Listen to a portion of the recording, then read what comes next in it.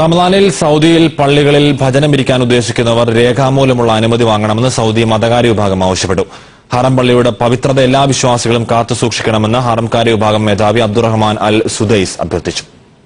ദശലക്ഷക്കണക്കിന് വിശ്വാസികളാണ് ഇന്ന് മക്കയിൽ നടന്ന ജുമാ നിസ്കാരത്തിലും ഖുതുബയിലും പങ്കെടുത്തത്. റമദാൻ അവസാനത്തെ 10 ദിവസങ്ങളിലേക്ക് കടന്നതോടെ മക്കയിലേക്ക് വിശ്വാസികളുടെ ഒഴുക്ക് വർദ്ധിച്ചു. മസ്ജിദുൽ ഹറാമിൽ ഭജനമിരിക്കാനായി എത്തിയ പലരും ഇനി ചെറിയ പെരുന്നാൾ നിസ്കാരം കഴിഞ്ഞതിനു ശേഷമേ മടങ്ങുകയുള്ളൂ.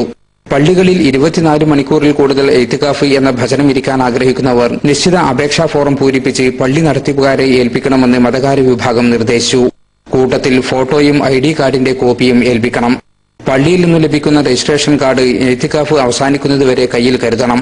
അതേസമയം വിശുദ്ധ ഹറം പള്ളിയുടെ പവിത്രത എല്ലാ വിശ്വാസികളും കാത്തുസൂക്ഷിക്കണമെന്ന് ഹറംകാര്യ വിഭാഗം മേധാവി ഷെയ്ഖ് അബ്ദുറഹ്മാൻ അൽ സുദൈസ് ആവശ്യപ്പെട്ടു. പള്ളിയിൽ വെച്ച് അന്യ സ്ത്രീ പുരുഷന്മാർ ഇടകലരുന്നതും ഭക്ഷണപാനീയങ്ങൾ കൊണ്ടുവന്ന് പള്ളി വൃത്തികേടാകുന്നതും പള്ളിക്കകത്ത് ഫോട്ടോയെടുക്കുന്നതും മൊബൈൽ ഫോണിൽ കൂടുതലായി ചാറ്റ് ചെയ്യുന്നതും ഒഴിവാക്കണമെന്ന് മസ്ജിദുൽ ഹറാമിൽ വെച്ച് നടത്തിയ പ്രസംഗത്തിൽ അദ്ദേഹം അഭ്യർത്ഥിച്ചു.